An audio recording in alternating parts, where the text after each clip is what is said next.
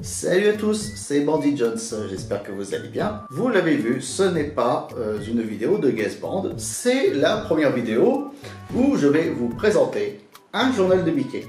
J'avais lancé un sondage sur ma chaîne YouTube et aussi sur les réseaux sociaux. Si ça vous intéresse, de fait que je fasse des vidéos où je présente justement toutes les semaines un journal de Mickey. Et vous avez été 100% d'accord, vous curieux de voir toutes ces vidéos. Alors je vous explique le contexte, j'étais chez mes parents et je les ai aidés à nettoyer le placard. Et j'ai retrouvé tous les journaux de Mickey que j'ai achetés quand j'étais gamin. Et voici donc le premier journal de Mickey que j'ai acheté et que j'ai possédé. Il date du 22 décembre 1999. Il s'agit juste du dernier journal de Mickey du XXe siècle. Je ne sais pas si vous vous imaginez. Nous allons regarder ça ensemble. Donc on va commencer. Voici donc le tout premier journal de Mickey que j'ai possédé et que j'ai acheté. Ça coûtait 19 francs à l'époque. Du moins cette édition, parce qu'en fait vous voyez il est un peu plus épais que les autres. Parce que là nous avons deux journaux de Mickey en un. Il faut savoir que il y a dans l'année trois journaux de Mickey doubles, donc un avant les grandes vacances, un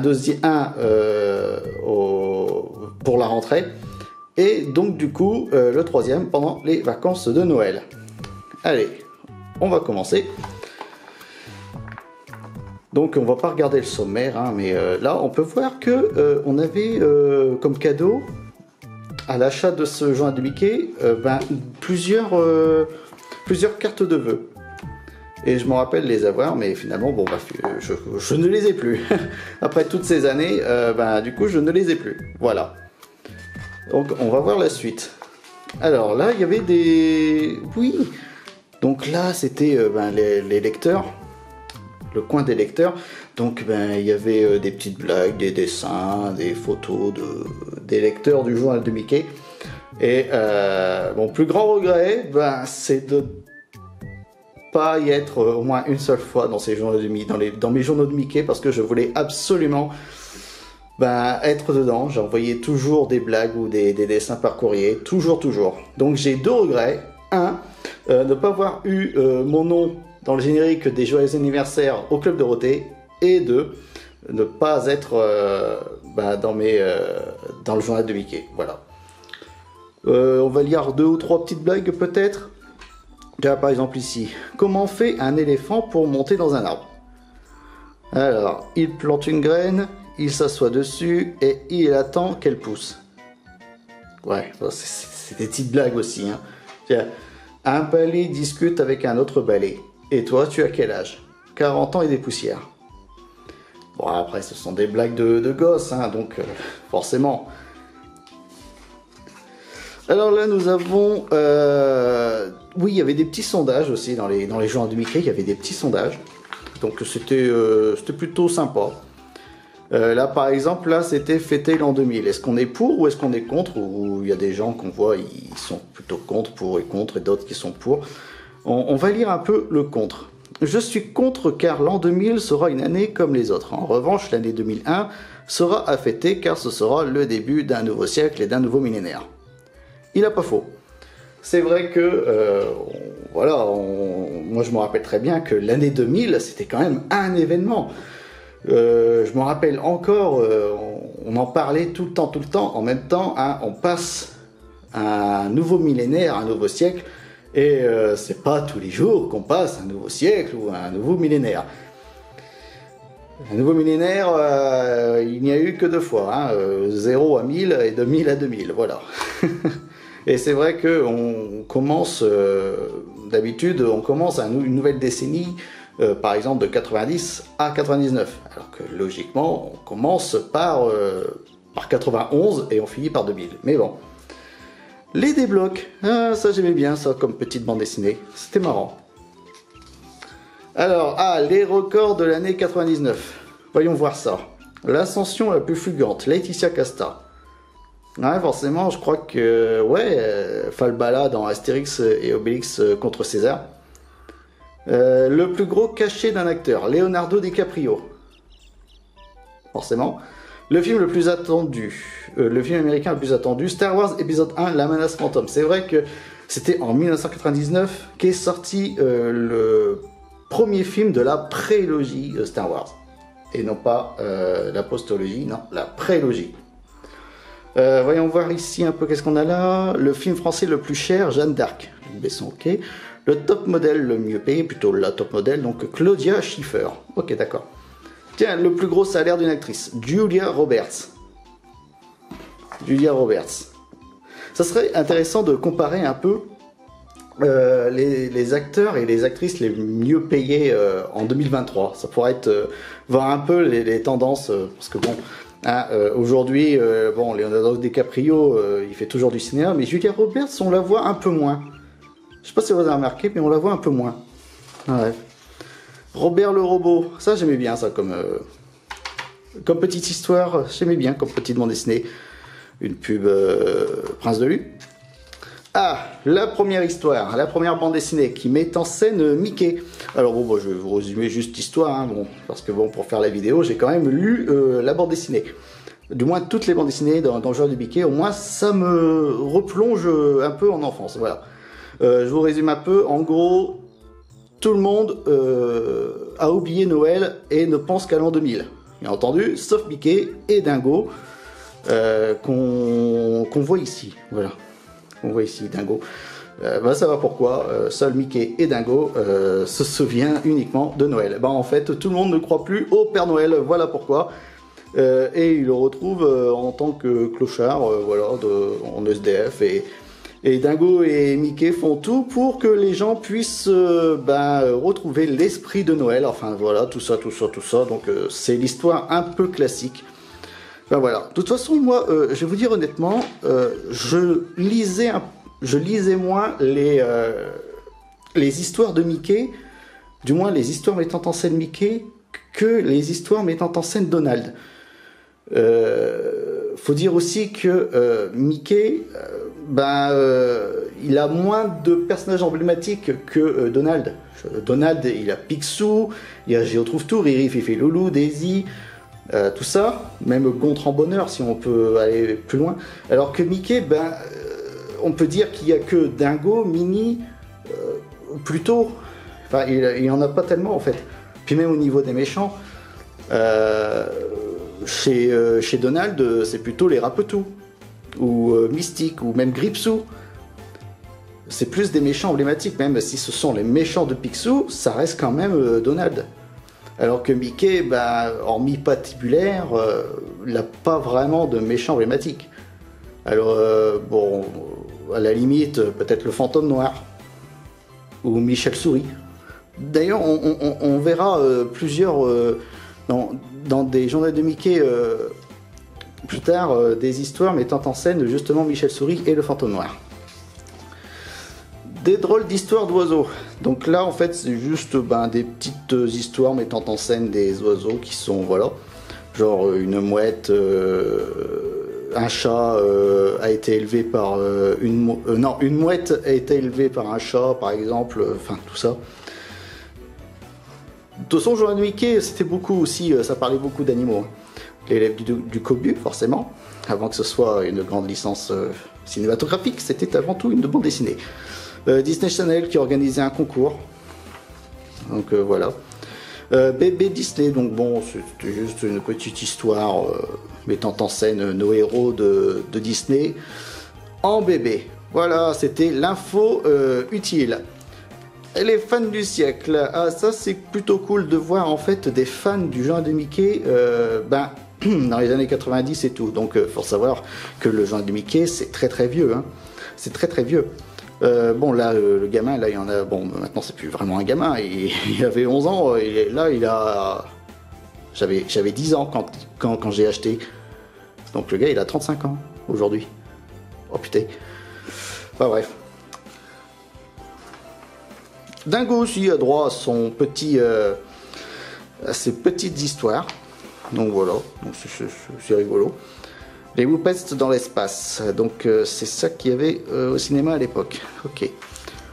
Une vieille histoire de Ducobi. Bon, ça date de 99 quand même, mais bon, quand on voit les dessins, je pense que ça doit être un autre artiste. Là, nous avons une petite histoire de Noël, un petit conte de Noël. Voilà. Donc j'ai pas lu un perso, hein, j'ai pas vraiment lu. Hein. Raoul et Fernand, une autre bande dessinée, voilà, mettant en scène un chat et un chien. 10 ans d'événements, tiens, voyons voir ce qui s'est passé de 90 à 99. Alors bon, 90, 91, 92, j'étais vraiment trop petit pour me souvenir, enfin bref. 90, la sortie de Ghost au cinéma, M6 Solar, qui commence à faire sa carrière. 91, Michael Jackson, forcément. Alors, Michael Jackson, il a fait... Qu'est-ce qu'il a fait, en fait, Michael Jackson, en 91? Ok, donc il a vendu... Ouais, en gros, c'est Michael Jackson, quoi.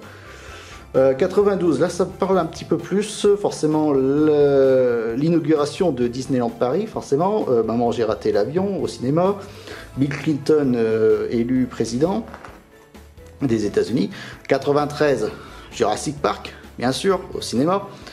94, Le Roi Lion, au cinéma. L'inauguration du tunnel sous la Manche. Alors, en 95...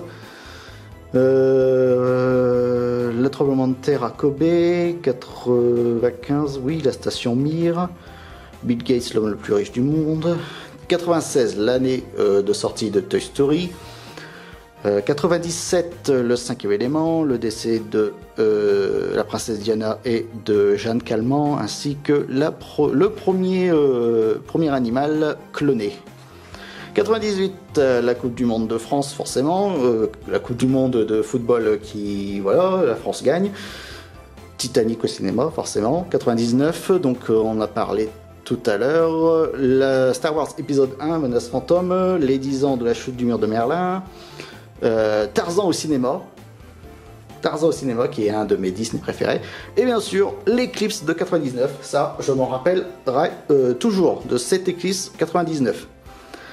Là, nous avons des petites activités ludiques pour les enfants, donc c'est plutôt cool. C'est plutôt cool. Donc c'est plutôt sympa. Fantasia 2000. Alors, deuxième histoire, mais cette fois, c'est Donald. Et donc, je vous résume, en fait, Donald doit trouver un costume pour la soirée costumée pour célébrer l'année 2000. Donc forcément, Daisy, elle dit qu'elle aimerait bien voir Donald en costume de pompier, voilà. Sauf que Gontran Bonheur, le cousin de Donald, qui a beaucoup de chance, a écouté la conversation et donc a acheté le dernier costume de pompier dans le magasin de déguisement. Et Donald, on va dire, emprunte un costume de pompier dans une vraie caserne, et donc du coup les gens croient que Donald est un vrai pompier, etc., etc. Donc voilà. Et donc il va se passer des situations cocasses. Donc voilà. Ah, une pub pour le jeu Tarzan sur PlayStation. Qu'est-ce que je l'adorais, ce jeu. Il était vraiment trop bien, ce jeu. Vraiment trop bien. Les profs, forcément. En bande dessinée, avant que ce soit un film. Là, pareil, des petites activités ou alors des petites idées de cadeaux. Minnie aussi a droit à sa petite histoire. Tous les personnages, de toute façon, ont droit à leur petite histoire. Alors, la Comic Zone, c'était en général 2 pages de petites bandes dessinées, comme ça, de petites histoires de petits artistes. Donc, c'est ça qui est bien avec Jean de Mickey. Au moins, il donnait la chance à des petits artistes, voilà, de publier leurs histoires dans un journal au lieu que ce soit dans un album et tout. Donc c'est plutôt sympa parfois. Les aventures du petit-déj, ah j'aimais bien ça, j'aimais bien. Troisième histoire et deuxième histoire qui met en scène Donald, et cette fois avec l'oncle Picsou. Et en fait, donc je résume, Donald n'a plus de sous, donc n'a plus d'argent, et donc pour fêter Noël avec ses neveux, et donc il demande à l'oncle Picsou de fêter Noël avec lui, ou même encore des invités, et donc du coup Picsou a eu l'idée en fait de fêter Noël comme à l'époque quand il était pauvre, quand il n'était pas riche, dans le Klondike, voilà. Et c'est ça en fait que j'aime avec Picsou, c'est que malgré qu'il soit devenu riche, il n'oublie pas d'où il vient. Voilà. Il ne renie pas ses origines. Donc du coup, ils mangent des haricots, ils font leur propre décoration de Noël, il abat lui-même son sapin, etc., etc. Alors, qu'est-ce qu'il y avait à la télé le 31 décembre 1999 TF1, et vous faites quoi le 31? Donc, une émission présentée par Arthur. Ok. Sur la 2, donc, sûrement des chansons, Ricky Martin, Jennifer Lopez. Sur la 3, les minicums. Oh purée, qu'est-ce que j'adorais les minicums. Qu'est-ce que c'était bien les minicums. Disney Channel, je ne l'avais pas. Par contre, moi, je regardais beaucoup M6. Le 31 décembre, le soir, je regardais la 6 parce qu'il diffusait beaucoup de dessins animés Disney. Beaucoup de petits courts-métrages, Mickey, Donald, Dingo, et etc. etc., etc. Là, on tombe sur des jeux. À chaque fin de journée de Mickey, il y a toujours des petits jeux. Voilà. Donc, pas besoin de les faire parce que je les ai tous faits. Et forcément, une énigme, il y a toujours une énigme. Et d'ailleurs, c'était aussi sur Télé 7 jours. Voilà. Et nous avons les solutions. Et nous sommes donc du coup à la fin de ce premier journal de Mickey. Et donc on peut voir que le premier journal de Mickey de 2000 sort le mercredi 5 janvier. Et voilà. Et bien entendu, à chaque fin de journal de Mickey, en 4e de couverture, nous avons une petite bande dessinée de Donald et ses petits boulots. Voilà. J'espère que cette première vidéo présentation d'un journal de Mickey vous a plu. N'hésitez pas à me le dire en commentaire, de laisser un like, de partager la vidéo et n'oubliez pas aussi de vous abonner. Et j'ai aussi un compte Tipeee si vous souhaitez m'aider à m'améliorer dans les vidéos. On se retrouve la semaine prochaine pour un nouveau journal de Mickey.